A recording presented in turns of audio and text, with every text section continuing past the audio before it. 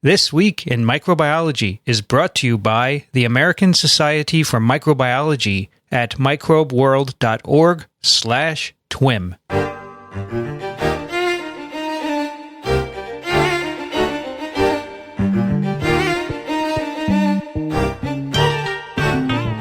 This Week in Microbiology, episode number 67, recorded on October 24th, 2013. Hi, everybody. I'm Vincent Racaniello, and you're listening to TWiM, the podcast that explores unseen life on Earth. Today, October 24th, is World Polio Day. It's a day where we celebrate all the progress we've made in getting rid of polio from the world.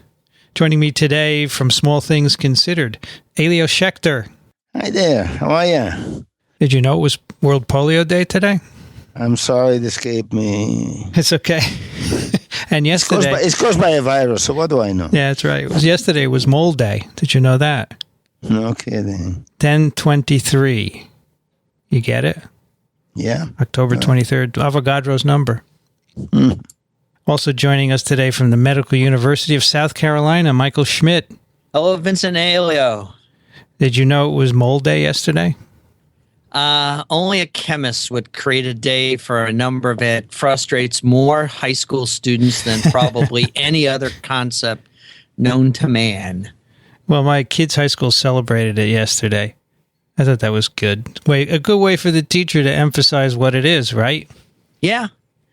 Anything to engage in science. This is true. Michael, I'm surprised you're in South Carolina. You're not traveling. This afternoon, I'm going up to Chicago for a wedding. So I'm leaving town on the late plane. But fortunately, it's nonstop. Good. Is that unusual to be able to go directly to Chicago? It's unusual. All right. I was lucky. Normally the nonstop flights are expensive, so all right. I was fortunate that I got an inexpensive flight. Well, have fun in Chicago. I'll try. Glad you could make it. Today we have two papers for your listening pleasure. And the first one is a letter to Nature. It is called Temperature Triggers Immune Evasion by Neisseria menigitidis. It's by Lowe, Kugelberg, Tracy, Zhang, Golan, Ewells, Chalmers, Pelichik, and Tang. And the school, I've always loved the name of this, the Sir William Dunn School of Pathology. Isn't that great? At the University of Oxford. Exactly. I've known many virologists from there. So, Michael, you picked this one. What's cool about this? I picked this one. I had a tremendous sense of deja vu. I knew it. When I looked at it, we'll get to the bottom line of what the paper is about, but I worked on a similar RNA regulatory element about 25 years ago when I was working on the regulation of the SEC-A protein in E. coli. And I got all sorts of grief from my postdoctoral mentor, Don Oliver, because he was firmly convinced it was controlled by transcription and, very few things would be controlled by this newfangled concept of an RNA regulatory element that we're going to talk about here. But I think I picked this paper, one, because I first look at pictures. I think, microbiologists are visually oriented people, and we like good art. And I saw the pictures, and that caused me to read the title, then read the abstract. And it was a really neat paper, and I'm going to start out with a rhetorical question. When is a commensal a pathogen? And if you think about it, it's when it has to be. It's when it has to be. And we had that paper we did a few TWiMs ago where we looked at strep pneumo, where there was a fraction of the population of the United States that's got a biofilm of strep pneumo in their upper respiratory tract, and then they get an influenza viremia, and that causes the planktonic infection the biofilm infection to become planktonic and results in pneumonia. So here we have, if you will, a commensal in the form of a biofilm transitioning to a planktonic and virulent form of an infectious agent that is the scourge of, as we know, as pneumonia. In this particular example, we're looking at the number one reason for bacterial meningitis in the world, Neisseria meningitidis. If you're unfortunate and actually get this disease, it can have mortality rates, I think, as high as about 70%. So it's really a pretty bad actor. But there are populations that in which Neisseria meningitidis is a commensal in our nasal pharynx. And so what actually triggers that transition from it being a commensal, where a substantial portion of the population is carrying this microbe in their nasal pharynx, to it becoming a pathogen? And the title sort of gives it away. Temperature triggers immune evasion. That it's temperature that is actually triggering this transition. Hey, Michael, yes. Have a question. So is it fair to assume or conclude that in any outbreak of N. meningitidis, that it began in someone who was colonized? So in other words, it doesn't just appear out of nowhere. It had to originate in someone who was colonized and in which it became a pathogen, right? And then spreads to other people. Is that a correct interpretation? No, I think the carriers transmitted to a susceptible host whose circulating antibodies against this microbe have dropped below an essential threshold that effectively keeps it in check, because known carriers effectively have sufficient protective immunity against the serotype that they're carrying. Got it. Yeah, but if some innocent person catches the meningococcus from a carrier, it doesn't mean they're going to get pneumonia right away. It means they themselves become carriers in some sense, right? Then when they get a fever, they can come down with the disease. Yeah, when it's effectively that dynamic threshold. I don't think we, as microbiologists or infectious disease practitioners, know enough about that transition between colonization and frank disease. There's that window of what, dose matters. We know that from food poisoning, dose does matter. And so do you have to get a critical threshold to send you into disease right straight away?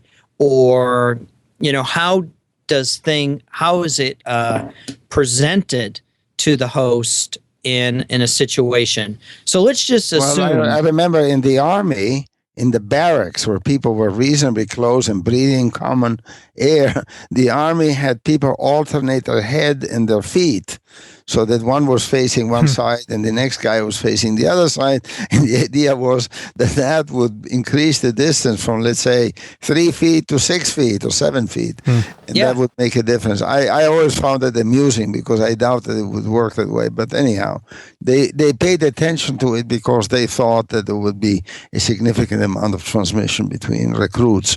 And apparently it happens among recruits. So when young people, who may not have had a lifetime exposure to these bugs, run into others who carry it, the transmission rate seems to be higher, or at least that's what I've heard. It's the magic window of, as you're leaving puberty and you're entering your early 20s, when you're drafted into the Army and you're susceptible to crowded conditions in barracks, or you're transitioned to a college dormitory. And in point of fact, many colleges today are recommending Neisseria meningitidis vaccine as part of their normal matriculation requirements for shots. And Vincent, I had different troubles in the barracks than meningitis. Snoring? Was it snoring? Was it snoring? That was the least of it. Getting up at 5 o'clock in the morning was far worse. Oh yes, yes. Cleaning the latrine.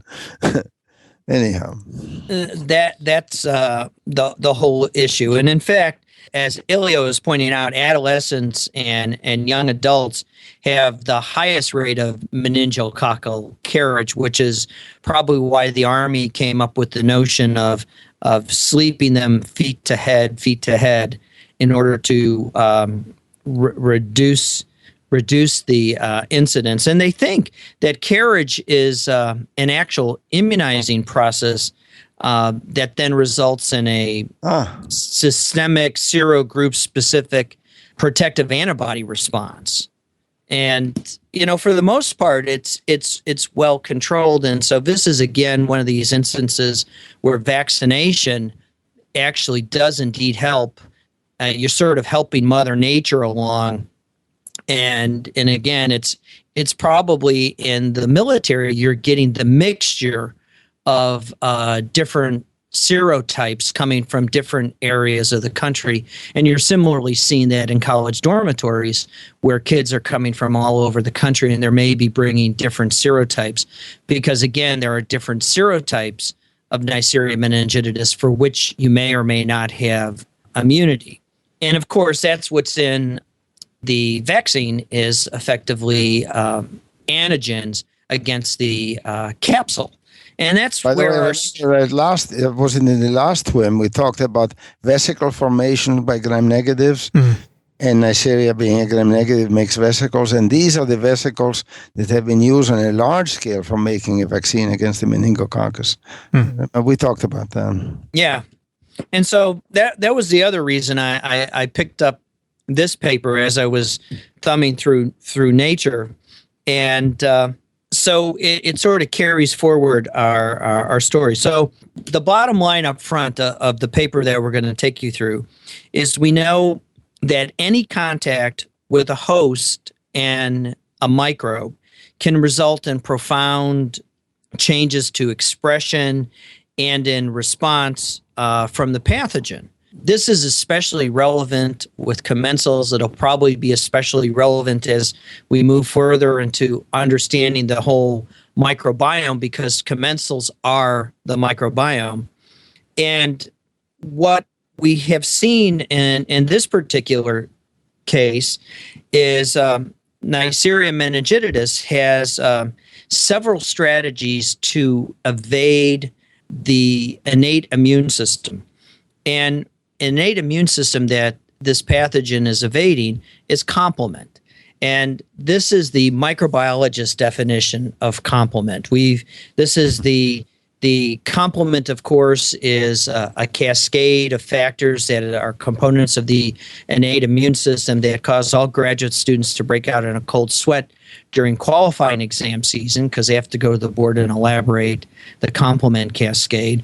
But my microbiological definition is complement is a system that helps, or pardon the pun, complements the ability of antibodies and phagocytic cells to clear pathogens from the host. So what we're going to see here is that what Neisseria has done is they figured out how to deactivate, if you will, complement by elaborating three factors that facilitate its ability to escape the lethal trap that complement sets up to facilitate the destruction of Neisseria. So here Lowe and his colleagues demonstrate that this immune evasion via avoiding complement increases in response to ambient temperature. So as the temperature goes up, the ability of the pathogen to resist complement actually goes up. Most people microbiologists wander around saying capsule when they think of the meningococcus. Obviously, the capsule is involved in setting off the complement cascade. You want to say something about that? Aside from the fact that it's the innate immune system, the way the immunologists have always described it to me, except for my colleague in the office next to me, is the more primitive form of our immune system. We always think the adaptive immune system is more evolutionarily advanced. And the primitive one is effectively reacting to the sugars or the carbohydrates that are affiliated with the capsule.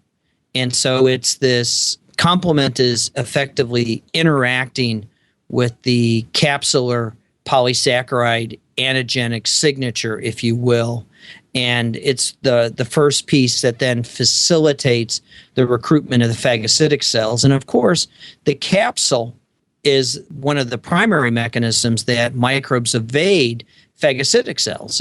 You know, the simple analogy, it makes them slippery so the phagocytic cells can't grab onto them. And complement, from my simple view, helps to facilitate the engulfment by the phagocytic process. Is that okay? Oh, yeah. I'm sorry I interrupted. So let's imagine the upper respiratory nasopharynx of a person. And, you know, you're exposed to adenoviruses, rhinoviruses, the common upper airway viremias, and even influenza. And the thing that happens is you have a localized inflammatory response that activates the immune system. It brings in complement. You're effectively clearing out the viral infected cells, and temperature, as a consequence of the cytokines that are coming in the process to deal with the viremia, increase the body's temperature. Michael, I have to object to the use of viremia. I'm sorry. That's a virus in the blood, but these upper tract infections are typically just in the mucosal layers. All right. Sorry. And also, let me ask you, why influenza? I know it's epidemic and there are lots of cases, but lots of people have a fever. Do they come down with meningococcal infection more often? Is it specific to influenza? No. Can't be, right? No. It's they were making their argument that fever is what triggers it. So whatever sets off fever. Yeah. So any cytokine, and I was taking liberty with the word viremia, not using the operational definition of the virus in the blood, but just to have an infection in the body. But I think epidemiologically there is good association between flu outbreaks and outbreaks of, meningitis. But clearly other fever-inducing viruses could be responsible as well.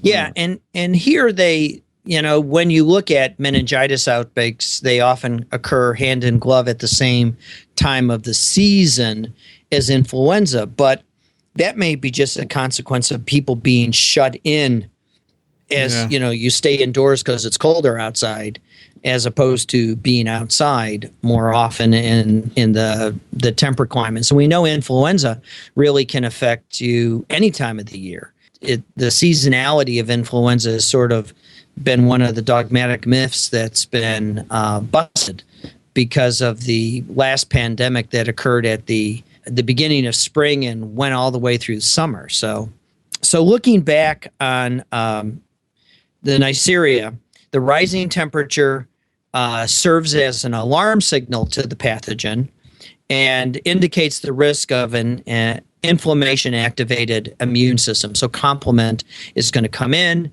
and interact. And so the way that the microbe deals with this is it overexpresses capsule. Now, if you overexpress capsule, it's going to effectively impose a fitness cost on the microbe. And fitness is a big thing. If you have to manufacture this polysaccharide that's going to be stuck on your surface, it's going to cost you a substantial amount of energy. But at the same time, you don't want to get clobbered by complement and get destroyed. And so the organism has to have a strategy for expressing in real time its response to this rise in temperature. And so the authors took this microbe apart and they did substantial amount of work looking at strains of epidemic strains of Neisseria and virulent strains of Neisseria, and they were able to select out by serially passing Neisseria meningitidis through 6% serum. And as they do serial passage through serum, they can elaborate Neisseria that is tolerant to concentrations of serum that normally would be lethal to the microbe. And what they then discovered is that these microbes were overexpressing this capsule. And they, to make the long story short, to get to the meat of the paper, what they discovered is that there was in between two genes, there's an intergenic region, and they discovered an 8-base region that facilitated the formation of a stem loop structure. And at the base of the stem loop structure was the ribosome binding site that facilitated the translation of the RNA for the key enzyme and the production of capsule, which was CSSA. So I'm just going to call that the capsule synthesis enzyme. And they fell into the same trap as I did 25 years ago, thinking that it was a transcription factor, and they effectively established that it was post-transcriptional control that was facilitating the synthesis. And the way they did this is with translational fusions to the genetic element, and they were able to demonstrate that it was translationally mediated. And the way I kept this straight 25 years ago is I forced myself to appreciate that negative control of a genetic element required something to be removed, physically removed from the genetic element, a transacting factor had to be removed. So that the best example is the lac operon, where the repressor has to be removed from the operator, and you effectively can allow for transcription. Well, this will also happen in translation. You can effectively prevent translation of the message simply by occluding the ribosome binding site, and then you can do this by adding a protein. So they thought, well, maybe there's a protein interacting with it, and they weren't able to demonstrate that there was a protein interacting with the message like I was able to demonstrate, as was the case in the control of SEC-A. But here it was actually the stem and loop structure of this intergenic region that coordinated the transcription, or excuse me, the translation of the messenger RNA for the CSSA synthesis enzyme. And so what they then did is they looked at the structure of this molecule, and as you go through their figure, their first figure establishes that the loss of the 8 base pairs increases capsule biosynthesis and resistance to complement. So it's one of these tremendously rich nature figures that's complicated, but if you take them apart one panel at a time, you can figure out what's actually going on. So in panel A of the first figure, you should see that serial passage in 6% serum results in resistance to complement killing. Panel B shows you that the level of protein produced by this RNA, you get more capsule, and it looks CSSA, right? CSSA, and that's effectively what they're measuring on their Western blots, because they're actually physically measuring protein levels, and consequently it looks like you have a magic marker that you've drawn in, and you can see that the rest of them are much lower when you compare it to wild type. And of course they have the appropriate control. Now panel C gives you the topology But if you're really into sequences and you can fold RNA in your head, look at their supplemental figure because it gives you all the gory sequences and you can get a sense of the spatial relationships. But for the argument to work, what you see is they have this intergenic region, which is effectively the controlling element. Now, their second panel, their second figure, illustrates how the circuitry works.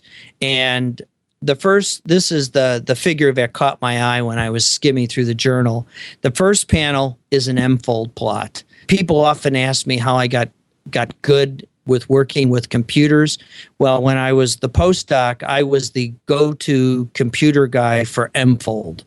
So I had to learn how to fold RNA, and Vincent probably had to learn how to fold RNA. That's right. When he was working with polio. So you were well acquainted with the Zucker program and M-fold. And it's really secondary structure that bears no resemblance to how the RNA really looks, but intuitively it gives molecular biologists an appreciation. And when you look at the figure, you see the ribosome binding site is stuck in the base of the stem. It's literally down there in the foot. It's like if you imagine a mushroom stalk, it's the base of the mushroom it's in the dirt. So in order for the ribosome to come in, it literally has to put this big honking molecule with ribosome, and it's got to burrow itself into the dirt. And the net consequence is you're not going to get any translation. And so what M-fold does is it's the minimum energy requirement. And as you add temperature, what happens is the RNA breathes. And so you can well imagine how as you add temperature, the GC hydrogen bonding is disrupted and it will breathe, facing the ribosome binding site so the ribosome can come in and translate the message. So you have this elegant, titratable by temperature melting that allows it to go in. And what they show in the subsequent panels, which are panel B, and they're looking at the CSS levels in isogenic strains of Neisseria against the wild-type intergenic region. And there's actually 2 copies of these 8 base pair regions. And if you know about RNA and RNA secondary structure, it's all about how big the stems and loops are. And loops are thought to interact better with protein, and stems are effectively served to stabilize the structure. And so they do a lot of work with mutants, getting rid of one of the stems and keeping both of the stems. And the basic story is the stems are controlling the temperature circuit. And they have a control, and these thermal regulated RNAs are not new to microbiology. Listeria has one, and they use Listeria as a control in one of the figures.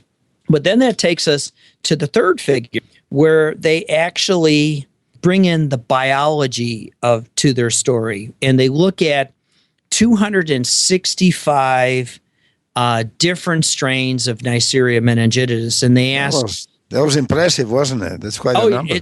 It would kill me. It would have killed me. I mean, Don was a great taskmaster, and I made lots of mutants to the intergenic region of Sec A in the days before mutants were easy to make. And I learned that bacteria are very finicky about what you do to the intergenic regions.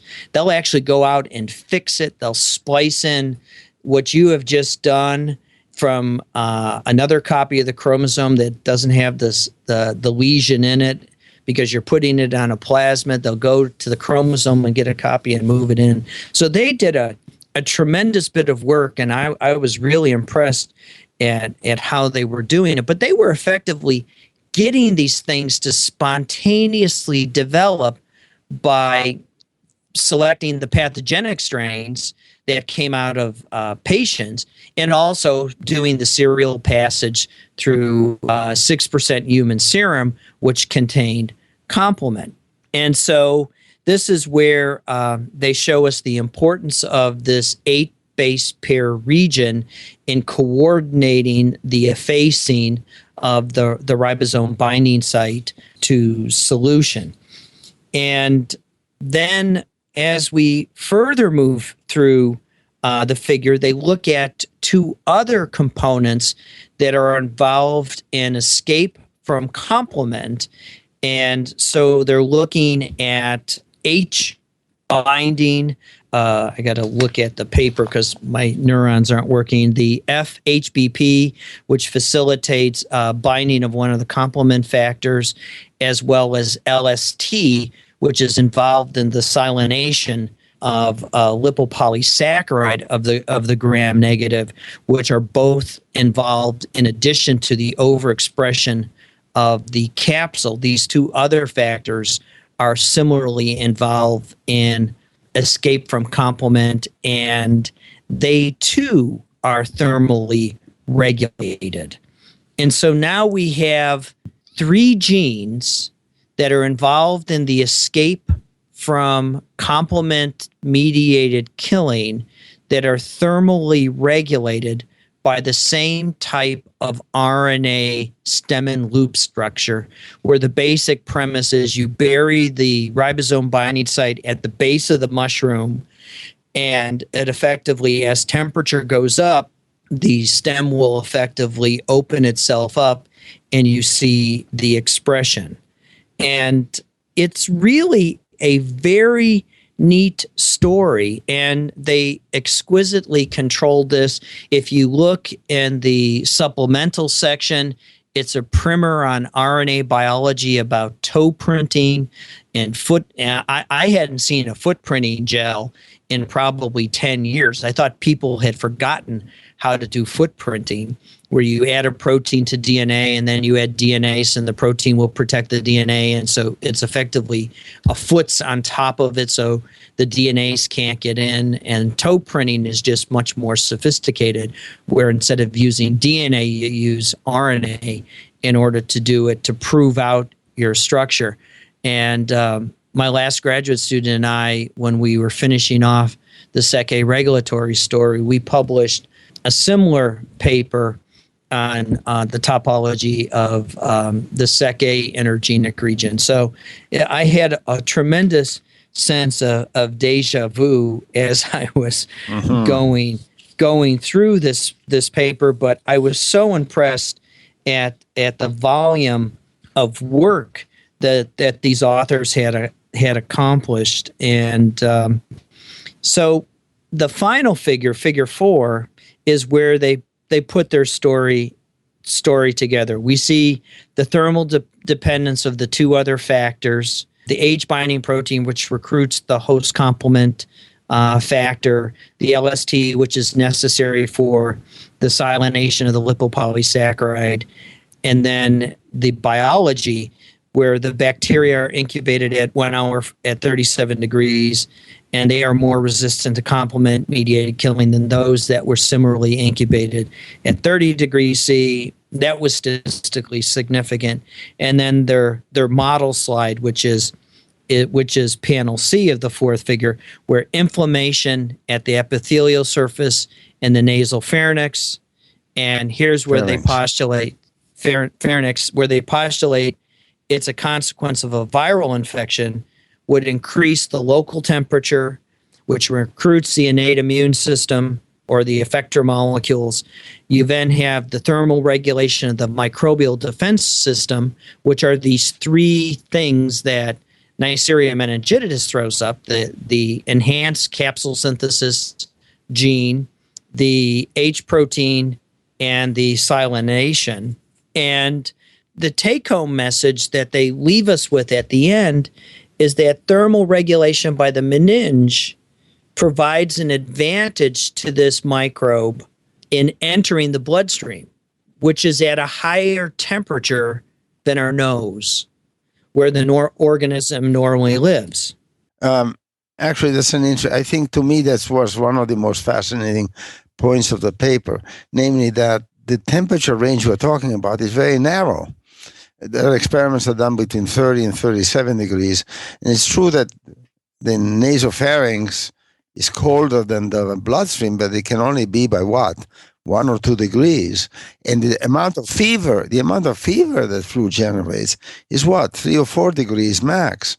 Right. Maybe more. But it's not very much. So the meningococcus and probably other bugs have developed a thermometer or a thermostat that is sensitive to a very, very small fluctuation. It's just interesting. And you use the right word. It's a thermostat.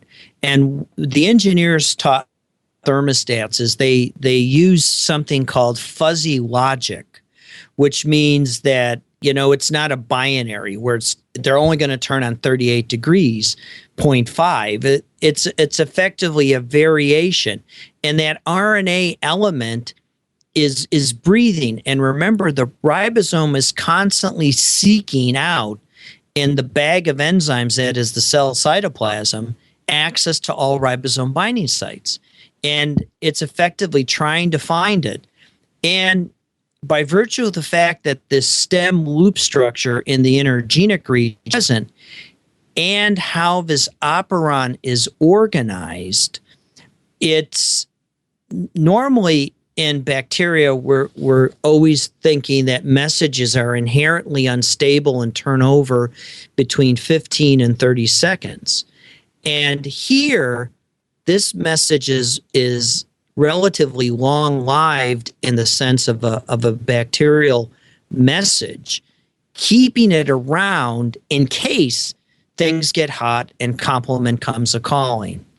Yep. And it's just remarkable of how it happens. So I think this is a good explanation for why this commensal might become more virulent, because here it's faced with elevated temperatures and it's complement coming in and various cytokines, so it turns on its genes to become resistant. But why does it go systemic? Because as the authors say in the beginning, systemic infection is an evolutionary dead end. Is this to escape the niche where influenza virus is causing this immune response? Or is it simply that it gets into the blood and can survive there as a consequence of this, but it's not going to spread to anyone else by going there, right? No, they're dead. The patient, remember, the hallmark of a Neisseria meningitidis infection is it's a fulminant infection that the patient is generally dead within 12 hours of the infection going systemic. So why does the bacteria do this? Now, I can't ask a why question, but what is the purpose of bacteria entering the blood? Well, I think it all revolves around capsule. It all revolves around this capsule and this dynamic equilibrium.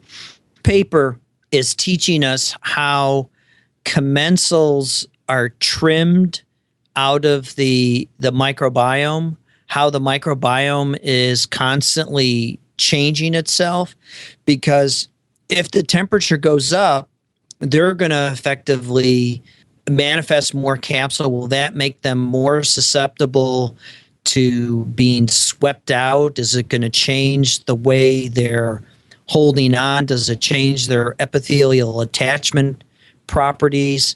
All of those questions are untouched by the authors, but they're an essential piece to virulence. And I was reading that the carriage rate in the young adult population, at least in the United States, is between 11 and 15%, depending on which paper and population you look at.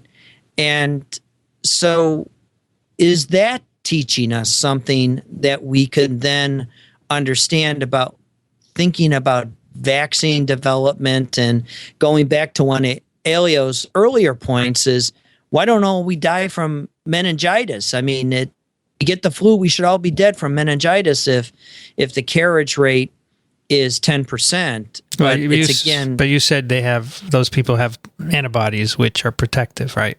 And they don't spread it to the rest of us. Yeah. So, but when we get I don't understand the timing here. So, someone who's a carrier spreads it to someone else, and they get colonized, and then shortly afterwards they get a fever, which may lead to the disease? Is that the scenario? Because if that's the scenario, okay, and they effectively die from DIC, disseminated intravascular coagulopathy. Okay, where there's LPS in the system, they consume all the clotting factors, and you just begin to leak blood from every orifice. Disseminated intravascular coagulation. Coagulopathy. Yes. Coagulopathy? That one That's I what never it's heard. called. Coagulopathy? Yes, Coagulopathy. DIC. And this is defective coagulation. And this is because LPS is taking. LPS is it. Yeah. LPS is it. And this is effectively how Ebola kills as well, through DIC. But they have no LPS. They use a different mechanism. Okay. Got it. Thank you, Michael. It was a tremendous sense of deja vu. Michael, this shows that even in today's pathogenesis environment, there's still room for basic molecular biology. Yes, absolutely. And I encourage all the graduate students out there looking at this, listening to us, is to take a look at the supplemental section of this Nature letter, because it's a primer on how to do fine molecular biology. Okay. Thank you. And Elio, let's move on to you. And finally, you get to do a paper about mushrooms. About, I don't know, we already heard about mushrooms, the stem and loop thing that Mike was talking about. Looks like a mushroom. That's right. So here's the connection. I was trying to figure out the connection between these two papers. There you go. Okay. So, the title. Scary title. Brace yourself. It says, Compton scattering by intestinal shields based on melanin-containing mushrooms provides protection of gastrointestinal tract from ionizing radiation. Let me translate that. It says, if you feed mice black mushrooms, they'll be resistant to radiation. Nice. Why didn't they use that title? You know something? They're trying to scare me.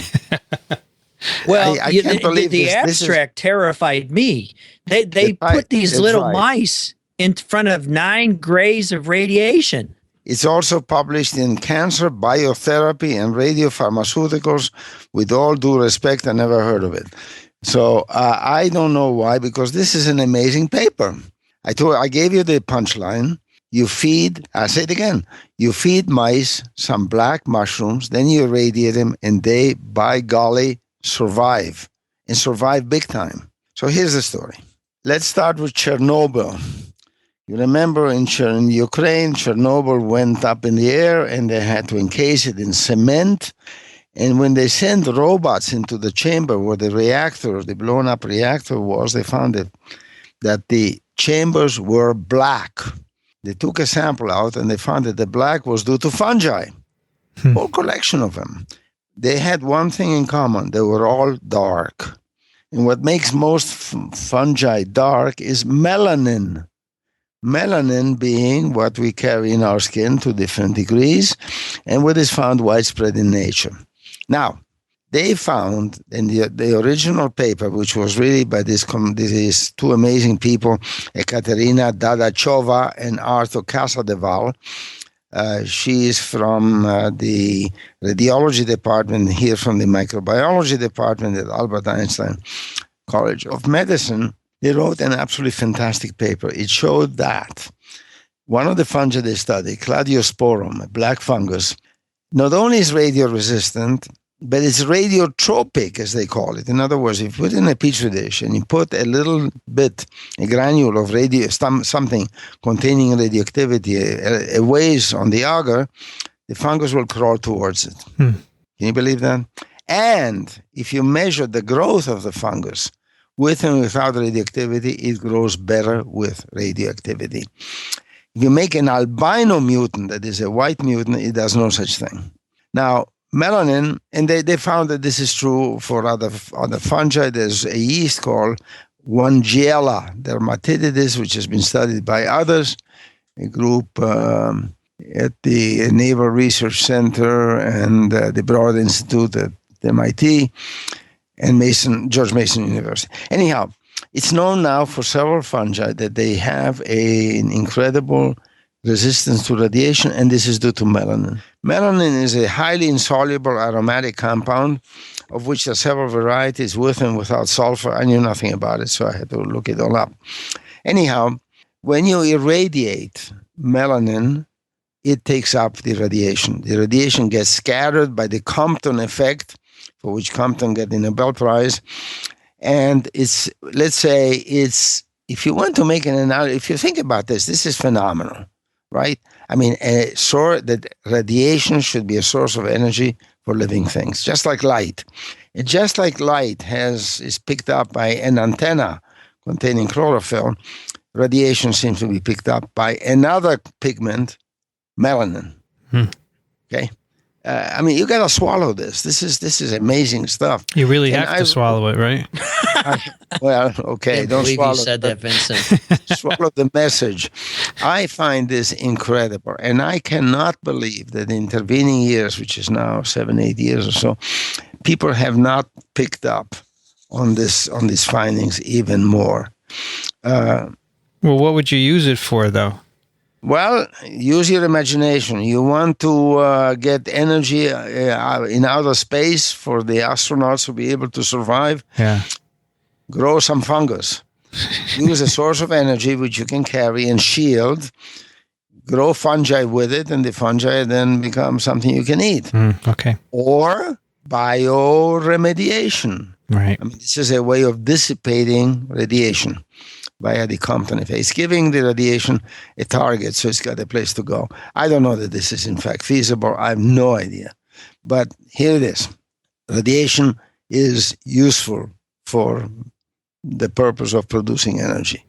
And it turns out that if this is the case, if radiation, let's call it absorbs radiation, that may be the wrong term, but it uses up radiation, then maybe these people thought, let's feed mice a fungus containing melanin. Okay, so they went to Trader Joe's and they bought a mushroom called cloud ears, Auricularia judaeum, which looks like an ear, and it's fairly dark. And it's used in, it doesn't have much of a flavor, actually. I know it well. It's used because it's nice and crunchy. It's used in Chinese soups. You may have run into it. Have you ever tasted that, Vincent? Yeah, no, crunchy in the soup, right? That gives it a little texture, right? It's consistency, right. It doesn't do much else. It doesn't have much flavor. Anyhow, they bought cloud ears, which contain up to 10% melanin. Get that? Wow. And they fed it to mice. Then they figured out how long it stays in the stomach, and they figured out that about after an hour, there's plenty of it left. It's quite insoluble. Melanin cannot be metabolized or anything like that. So it's essentially only passes down the intestine, but it stays in the stomach for a while. And in the intestine, I guess it stays in the intestine is what they wanted. And they irradiated the mice. Okay, they gave them a whopping amount of radiation, 9 grays. 9 grays. 9 grays. This is a tremendous amount, right? And sure enough, the gray is 1 joule per kilogram, and they gave them 9 joules of energy and it's the amount of radiation absorbed. So that means it goes in, and that's just the lethal concentration for a human, and it's all based on our mass, is about 10 to 11 grays. So for a mouse, a mouse is so small. Yeah, this is phenomenal. Well, let's say first the controls. The control mice died by 15 days. They were all dead. Okay, then they did a nice little experiment, a nice little control. Besides buying cloud ears, they bought porcini. Absolutely, Boletus edulis, the king bolete, as it's called in California. And that's a white mushroom, so it's thin on melanin. And when they fed that, the mice died almost as fast, practically 80% of them died just as fast as the control. So no good. So white doesn't work. Che peccato. You love porcini, I know. So do I. While you're discussing mushrooms, what about truffles? Are truffles high in melanin as well? especially I don't know. black I truffles. expect they are, but there's a very simple reason. You buy cloud ears for about, I don't know, $5 for a 4-ounce package. You spend upward of $500 for a pound of truffles. Yeah. Okay, you want a better reason? No. You can probably use all kinds of other mushrooms, but these are the ones that they liked. So anyhow, what happens when you feed black mushrooms is that 90% of the mice survive over a long period of time, and if you look at their gut, it gets back to normal after 45 days. And if you look at the blood cells, they go back to normal after 45 days. So they become totally normal, as if they had not been irradiated. Okay? Basically, that's the story. Another control they had. Go ahead. Is the gut the main target for irradiation? Yeah. Yeah. I'm sure that Michael knows more about it. I mean, I would think the bone marrow would be too, Michael, right? The bone marrow would, yeah. The bone marrow is too, but what you end up generally dying from is your intestine just shuts down and you're done, and you can't. You'll have the leukemia, but if you can bank your marrow before you get exposed to radiation, you can then get it back. Yeah. So this is good for people who get irradiated, to wipe out their bone marrow. Maybe you give them melanin to improve their intestinal function, right? Well, yeah. And also head and neck cancer, they use a tremendous amount of radiation in that. And, you can effectively fill up the space in your mouth with the stuff ahead of time. Well, sure enough, they say that there is a need for radioprotectors to protect normal tissue, especially the GI tract, from the deleterious effect of ionizing radiation in patients receiving high doses of diagnostic or therapeutic radiation, I quote. So that's exactly what you were saying.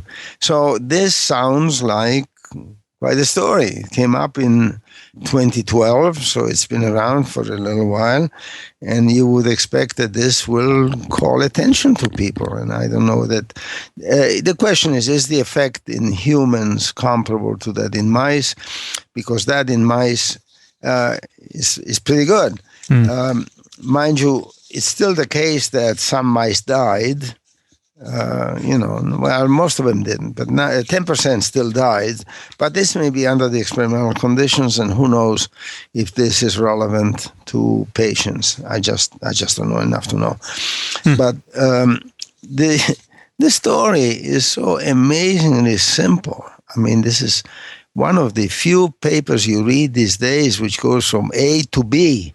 Amazing. To go to C, right? It's just a simple story.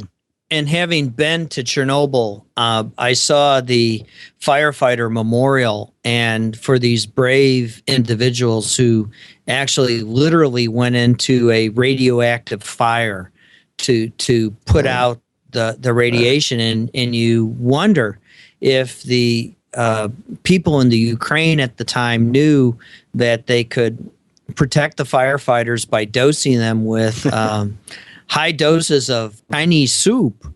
And, they lost a tremendous number of individuals That's right. fighting that fire. Nobody knew, and it's still not something that you can translate into practice, but you'd think that it would come. The authors end up the paper by saying, we anticipate that black edible mushrooms could be developed into a low-cost oral radioprotectors for patients in affected populations exposed to ionizing radiation.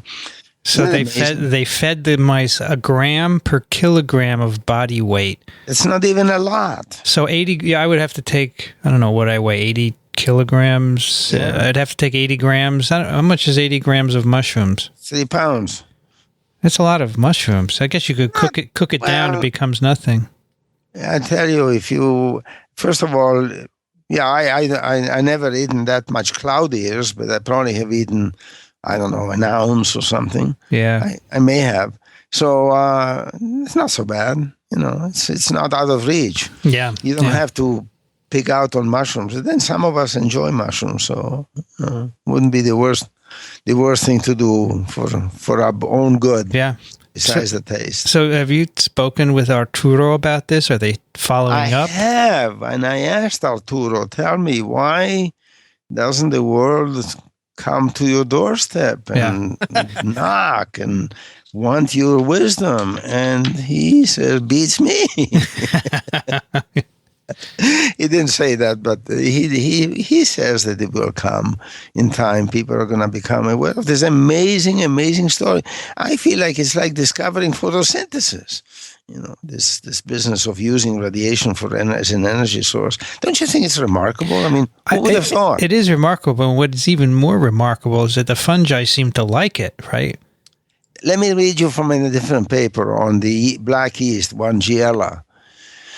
The expression of ribosomal biogenesis genes was significantly upregulated in the irradiated wild type, but not in the mutant. That's an albino mutant. Meaning that melanin might help to contribute radiation energy for protein translation. Huh. That would be the mechanism why they grow faster. So they can show a mechanism where it operates, that there is something about this fungi that absorb the energy, convert the energy or scatter the energy in Compton effect. And they do this in a way which is useful, and they can use it as a source of energy for making ribosomes. So it must be that the fungi were on Earth during a period where there was a lot of radiation, right? And guess what color they were? Black. Hey. It must have been. Yeah, okay. It had to be, and then they retain this to this day. Well, you can go one step further and look at the tube worms that are down in these vents where there's no sunlight at all. And I remember as a young graduate student where Norm Pace was giving us oral exam questions, and he asked us, so can these worms that have this pigment, can they harvest the infrared energy that's coming from the hydrothermal vent? Mm-hmm. And, the pigments are probably variations of melanin, and energy is energy because it's in the electromagnetic spectrum. And ionizing ray is very, very fast, and infrared is down there as electromagnetic radiation as well. So it's probably an old mechanism that the microbe just selects for whatever niche it's in, and wherever they just enter the niche and occupy it, and the radiation is there because there's enough naturally occurring radium and radon and other things that are emitting forms of energy. So if you can find bacteria out there that have pigments similar to melanin that are in association with radioactive ores or other things that may be, harvesting energy as well. Elio, how did you come across this? Because you look at mushroom papers? Yes. Well, I'm an aficionado of Arthur Casadeval's work on this thing, and so I've been keeping it up, and I'll be writing this up on our blog.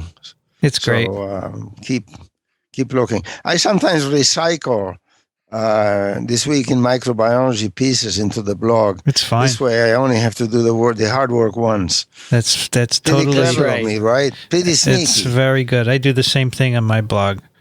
But I think we have different audiences. The people who read and the people who listen are different. Well, the more the better. Yep. All right. Thank you, Elio. Let's read a couple of emails here before we wrap it up. The first one is from Jim.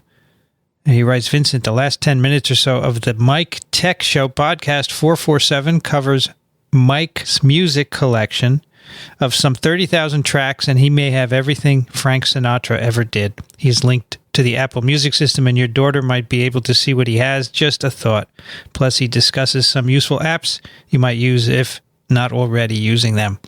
So we mentioned Frank Sinatra a while ago on TWiM, and I mentioned that my daughter was a fan, so here is a link to everything Frank ever did. Thank you. Thank you, Jim. It's cool.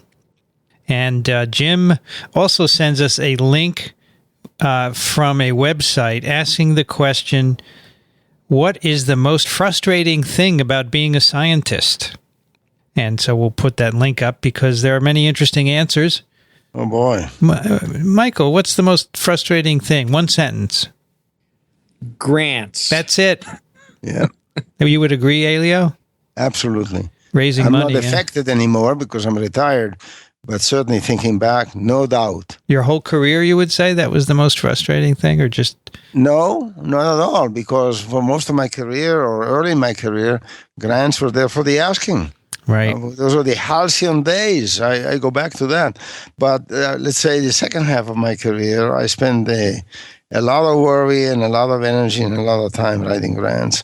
And that's nothing to what people are doing now. I feel devastated when I see young people spending a third, half their time writing grants. It is such a waste. It is such a horrible situation. Now, I spend half my time writing grants. There you go. All right. The next one is from Kehualani. Aloha Twimsters. I bet this individual is in Hawaii. How could you tell? Right. I must start She's asking us for a field trip? Yeah, right. I must start by saying that I love your podcasts and have been listening since TWiV day one, really, and I thank you so much for providing such informative and entertaining discussion of the issues relating to microbes. I just saw this article, a case study of gut fermentation syndrome autobrewery with Saccharomyces cerevisiae as the causative organism, referred to in the news, and had to send it to you for comment. The authors conclude with a message to healthcare workers that treat patients for alcohol intoxication that claim to not have been drinking and how this condition can have serious social costs if misdiagnosed. I wonder if this condition is more prevalent than we realize due to the increase in diets high in sugar and carbohydrates, as well as the use of antibiotics that disrupt the gut biome, which allows overgrowth of this commensal yeast. I guess it gives new meaning to being addicted to carbs. I'd not heard of this. Have you, Michael? I only heard it. I thought it was urban legend. And you gave the link to the paper, so I have to go and look at the paper. But, it's going to basically... A lot of attorneys will use it for drunk driving cases, I'm sure. Yeah, I Googled over. I'm sorry, I went to PubMed and did a little search, and there's just a few cases where apparently these people ferment sugars and they get ethanol produced in their gut and they get drunk. And so there are not many of them. Animals do that. Yes? Happens to, yeah. So it happens to deer, I think. Yeah. That I knew. It happened to the deer, but they're ruminants, and we're not ruminants. So, right. But I found very few cases, just a few in Japan and a couple in the U.S. But so it's pretty rare. But the writer is correct. It could be, maybe it's going to increase as people are consuming a lot of sugars, right? That's right. Supersize me. The next one is from Ralph, who writes, "Hello, TWiM. The brain microbiome paper you discussed seems to have been largely ignored by the press. However, Mark Palin sent you an open reply where he was dismissive of the claims of the paper, comparing it to elusive XMRV and arsenic life. He also says effectively the authors didn't do their homework." And he sends a link to another site where Mark has published this letter. "I'm writing because I strongly disagree with Palin's opinion and would like to see your opinion on Palin's letter. Indeed, I think the authors went to great lengths to get the result using different methods, and they have cultured the critters. Read the part where they inoculated the mice with heated and non-heated brain tissue. The only way this could not be quite what it seems is that the bacteria are not in full bloom but dormant, like M. tuberculosis, sleeping in macrophages. Low transcriptional activity they have found actually supports this hypothesis. I'm a former biocurator who only did a bit of library work on M. tuberculosis, so that paper rang a bell with me. Many thanks for your work and for bringing up that paper, which probably has sparked some frantic activity by now, I'd guess. Regards." And check the citation below. He writes, "Ce sont les microbes qui auront le dernier mot." And that, of course, is Louis Pasteur. The microbes will have the last word. Well, we sort of discussed Mark Palin's letter a while ago. We we feel that the data were pretty good in that paper, but certainly are not the last word. And someone's going to have to do more work on this brain microbiome. And the data were better than the arsenic story. Far better. And I don't know too much. I haven't read all of the literature on XMRV, but I'm certain delved into that, Vincent. So, quote Carl Sagan, extraordinary claims require extraordinary proof. And in this case, perhaps just saying more proof is the case. Other people have to repeat this and see what happens.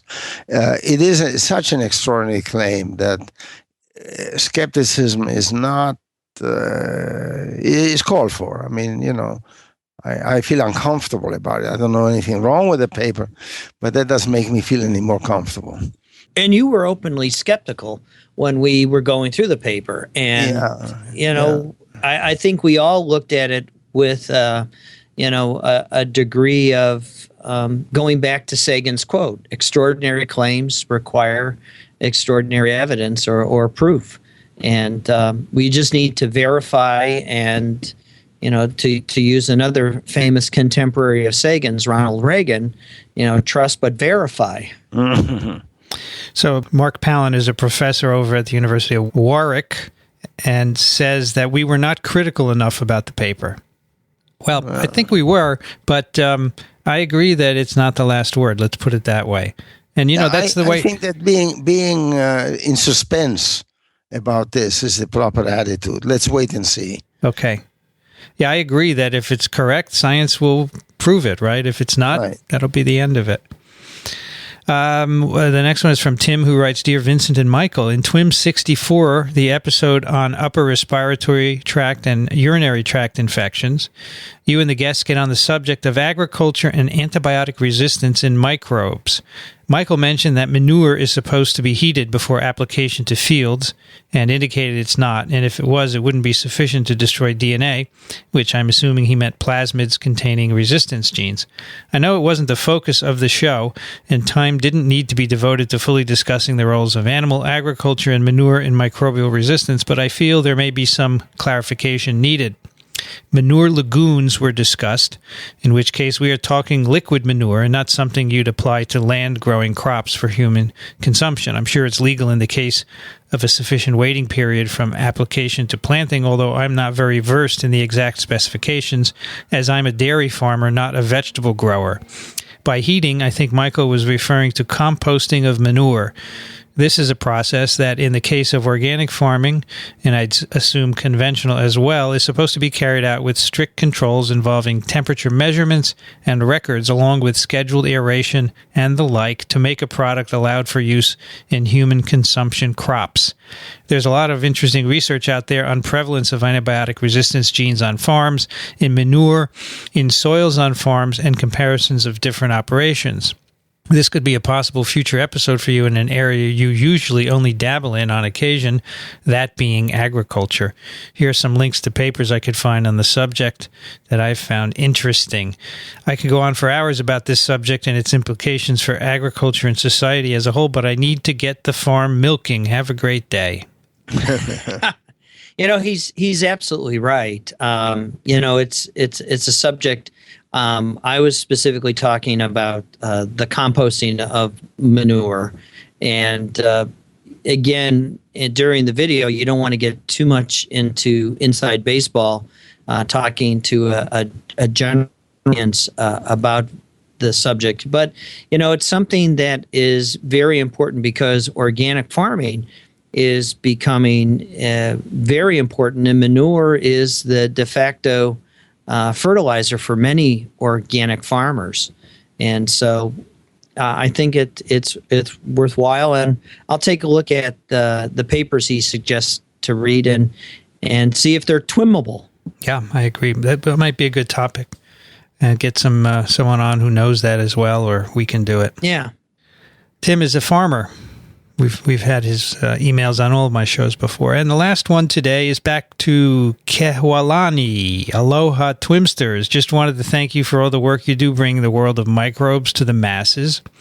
As a student in microbiology, I listen to all the TWiX podcasts and enjoy them all. Last year, I wrote a paper on the gut microbiome and came across a paper that might identify a causal agent in obesity. And she cites the paper, which was published in ISME, which says... National Society of Microbial Ecology. Thank you. An opportunistic pathogen isolated from the gut of an obese human causes obesity in germ-free mice. I missed that one.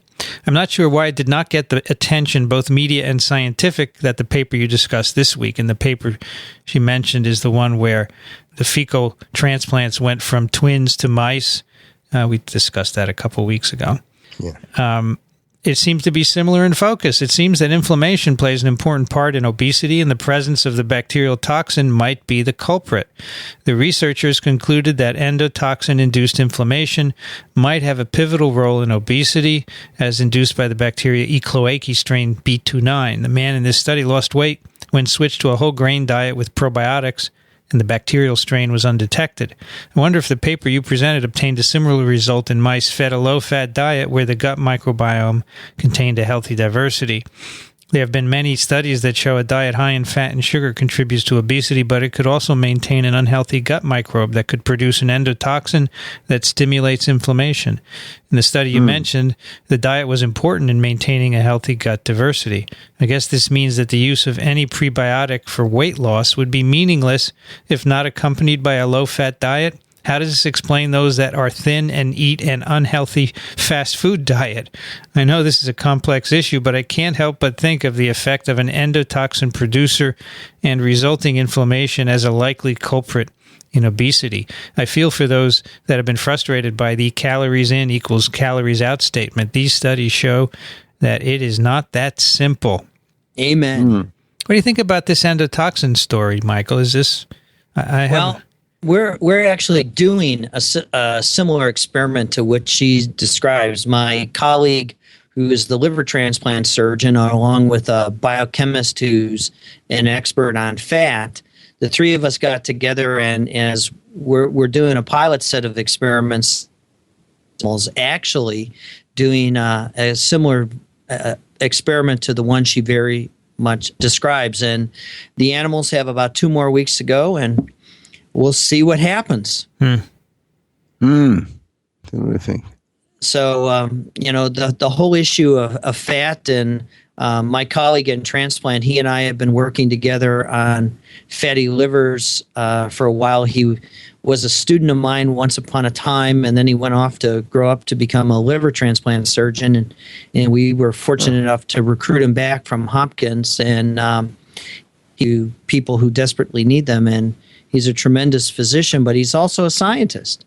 And, we get together and, we talk about all sorts of strange things, and, synergy happens. And, that's one of the neat things about being at a university is it's who you bump into in the halls. And, they ask you, what have you been doing? And you tell them these stories. And, endotoxin is extremely important in liver transplantation. It can make or break the engraftment of the donor's organ. If you have liver, the donor liver was too fat, the liver will fail. And it's because of the plumbing. When you take the old liver out, you clamp everything, and you get bowel congestion, and the endotoxin bleeds into the circulatory system across the gut. And then when you put the new liver in and you unhook the clamps, the liver gets, from portal circulation, gets an immediate bolus of LPS, and it literally crushes the fatty liver, but the lean liver alone.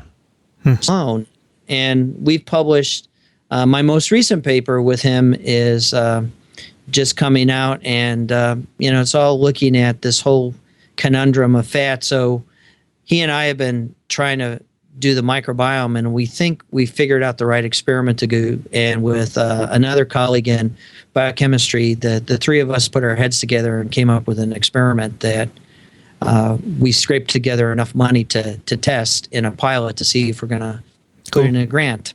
Well, good luck. Sounds good. It's a living, as Elio would say.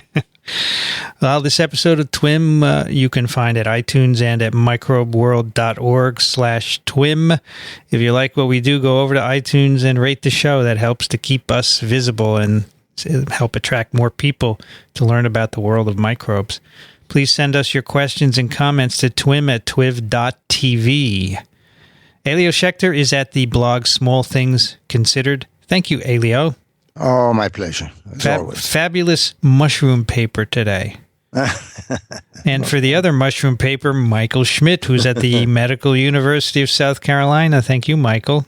Thank you, Vincent. It's all about, and I think the mushroom is it. People understood what we were talking about. I'm Vincent Racaniello. You can find me at virology.ws. My thanks to the American Society for Microbiology for supporting TWiM, and Chris Condian and Ray Ortega for their technical help. The music you hear on TWiM is composed and performed by Ronald Jenkins. You can hear his work at ronaldjenkins.com. Thanks for listening, everyone.